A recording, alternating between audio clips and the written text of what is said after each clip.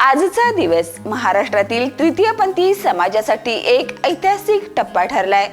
कारण मुंबई उच्च न्यायालयाच्या कोल्हापूर खंडपीठाने एमपीएससी भरती प्रक्रियेत तृतीयपंथी उमेदवारांना मिळणाऱ्या अडथळ्यावर तोडगा काढत एक मोठा निर्णय दिलाय।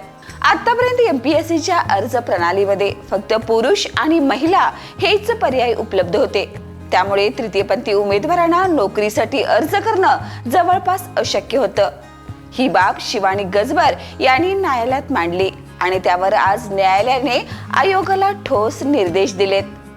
न्यायालयाने स्पष्ट केले की भविष्यातील प्रत्येक भरतीपूर्वी एमपीएससीने आपली वेबसाईट नीट तपासावी, सर्व तांत्रिक त्रुटी दूर कराव्यात आणि तृतीयपंथी उमेदवारांसाठी अर्ज करण्याची प्रक्रिया खुली ठेवावी।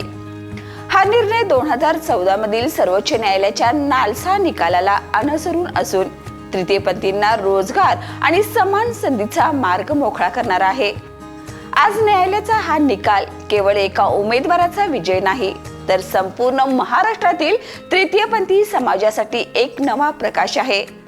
आता सरकारी नोकरीची दारे तिसऱ्या लिंगासाठीही खऱ्या अर्थाने खुली झालेत। हा आहे न्यायासाठीचा विजय, समानतेसाठीचा विजय। या आणि अशाच ताज्या अपडेटसाठी पाहत राहा तारा न्यूज।